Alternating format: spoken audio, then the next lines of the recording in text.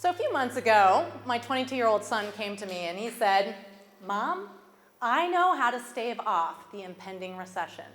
Hear me out. All we need to do is hire disabled people at 65 cents on the dollar for salary." Nope, listen to me. It would get more people into the workforce. It would give opportunities to disabled people who would not otherwise have them. And while studies show disabled employees tend to be way more loyal, and in many cases more productive, than typically able peers. So I know what you're thinking, amazing mom, raised such a compassionate kid. Well, listen, hear me out for a second. See, my son's pretty smart. He was valedictorian in his high school class, graduated from Georgetown University in 3 years with an economics degree. When he talks about the economy, I listen to him, but this feels a little wrong. Well, I assure you I did not raise a jerk. See, my son is very smart. He is an economist, and he's also autistic. And so he comes to this conversation with massive compassion and, frankly, a little bit of practicality. See, he knows 85% of autistic adults are either underemployed or unemployed. And so he comes with compassion, he comes with heart, and well, he grew up hearing, as many of his neurodiverse peers, that because of neurodiversity, he may be something less. Well, at some level, I think I understand, at somewhat level, because I grew up as a young professional mom and, well, in a STEM career before STEM was cool for women. So us female engineers used to kid that all important decisions always happen in the men's bathroom, because the women weren't worth 2 minutes to wait until the meeting re-adjourned. So what does this have to do with how companies price their products and services? Well, I have a theory, and I think everyone here will agree, humans tend to undervalue themselves. Now, we build these social constructs and these social stories from our experiences, but that's not really my theory. My theory is we get these people together in communities or in organizations, and while we start having conversations and we talk about it, we talk about why we don't value ourselves as much, and it amplifies and gets bigger and bigger, and next thing you know, you've got this group of humans together that are a whole bunch of scaredy cats. They don't want to talk about their value. It's why it's really hard to ask for a raise, and for many people, it's hard to negotiate. So the name of my first company is Pricing Empowered, and while we help companies with their pricing strategy, and we do pricing analytics, it's not our mission. Our mission is to take groups of scaredy cats and turn them into fierce, courageous wildcats. Not like the feral cat that I pulled out of my drainage ditch that lives in my living room and bites my husband every day. No, a wild sheep on the savannah hunting for its next breakfast, or in the case of our clients, their next loyal customer. So how do we do that? We do that by demonstrating to them those stories that are amplifying in their organizations. So I'm going to walk you through 3 examples today. Hopefully one will resonate. The first we're going to call the Bob factor. Everybody here probably knows a Bob. You might have an Uncle Bob, right? Uncle Bob? Yeah, I have an Uncle Bob. So Bob, he's probably wearing a pink golf shirt, khaki pants, really fun socks. He's like always like, my socks, right? And he's got a grin from here to here. And he's so happy. It's like, is this dude really that happy? Or is there something else going on? So Bob is an executive at one of our clients, and Bob wants to talk about pricing. So he picks up the phone. He's going to call our client's account manager. Picks up the phone. Let's say that's Joe. Bob calls and says, "Hey, Joe, need to talk." Joe picks up the phone. "Hey, Bob, how's my favorite customer?" And Bob says, "I'm doing great, but we have to have a conversation. See, your competitor's been calling on me. And, well, he's coming in at a much lower price. And my shareholders, my boss, my wife, you name it, they're putting pressure on me. I need you to meet their price tomorrow, or I'm going to have to go and take the business elsewhere." Well, Joe does not want to have this conversation at all, but he's in luck. He says, "Bob, I really would like to at least give you the last price you paid, but it's above my authority. So I need to talk to my boss." And he hangs up the phone and he walks down the hall and he says, "Boss, we're in trouble. Bob says if we don't meet this guy's price, he's going to leave." And his boss says, "Well, that's really bad. He's like our most important customer." But but I'm really uncomfortable because it doesn't meet our value proposition. Maybe we'll have to go talk to the VP. And what happens is there's a series of no's. No, no, no. And finally, somebody gets brave enough. And they pick up the phone and they say, Bob, we're really sorry, we just can't do it. We really hope we can keep your business. And hang up the phone.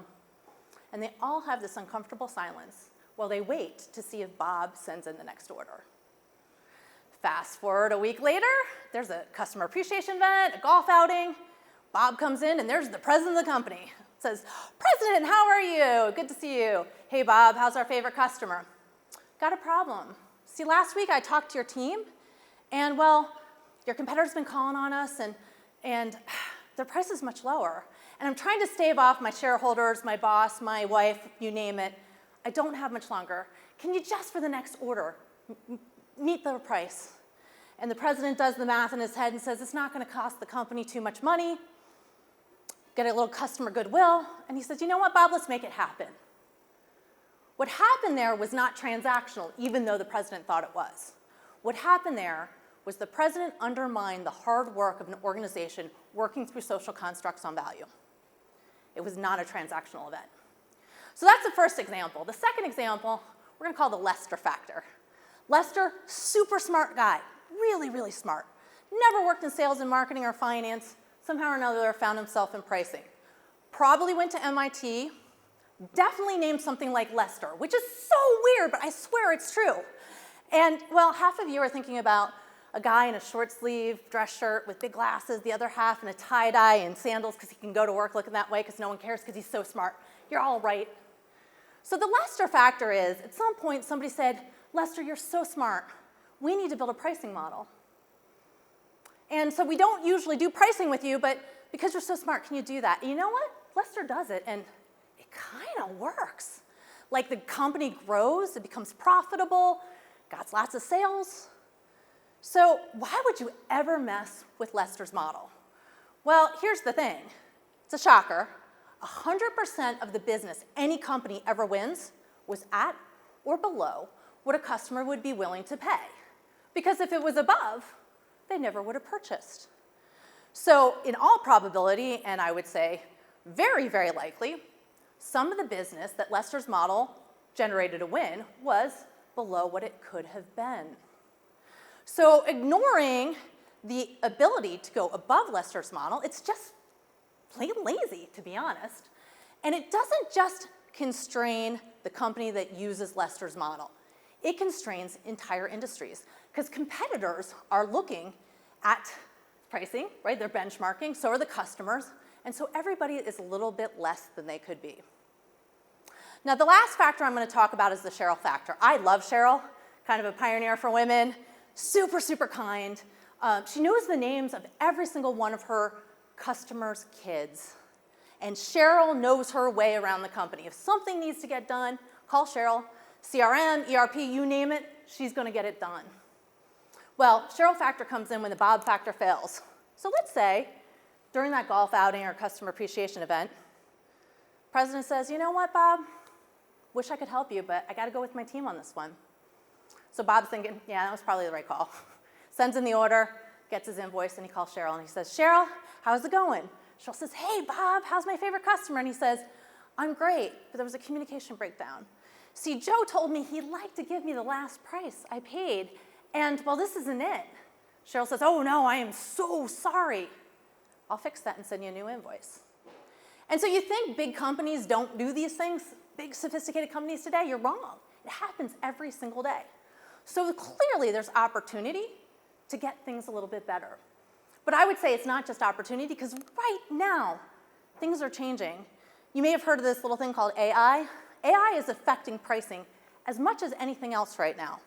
It is so cool because you can go in and have a conversation with a robot on value, how your company is viewed by customers and competitors, and also how others are viewing the other competitors. So it's really great to leverage. But AI is basing on the past. It's basing on stories of scaredy cats, on, oh, good enough models, other people's perceptions of value. So it's really time to start looking at it in different and unique ways. So on the topic of value, I'm going to leave you with 4 things today. Number one, if you see groups in communities or in organizations starting to do that hard work on building their understanding of true value, breaking through those social constructs, never undermine them. Let it play out, because it's not transactional. It could be life-changing. Number two, never settle in on good enough when you're looking at your value. It always could be more. You're evolving. Make sure that you're evolving your concept of your value while you do that. Number three, never, ever let someone else dictate your value to you. That's the worst of all. And finally, in the world of AI, things are changing. It's time to start looking at things in a different way, and perhaps talk to some divergent thinkers. And maybe it's time to actually start hiring some of them. If you do Mom a solid. Pay them $1 on $1, because I can guarantee you the return on that investment is priceless.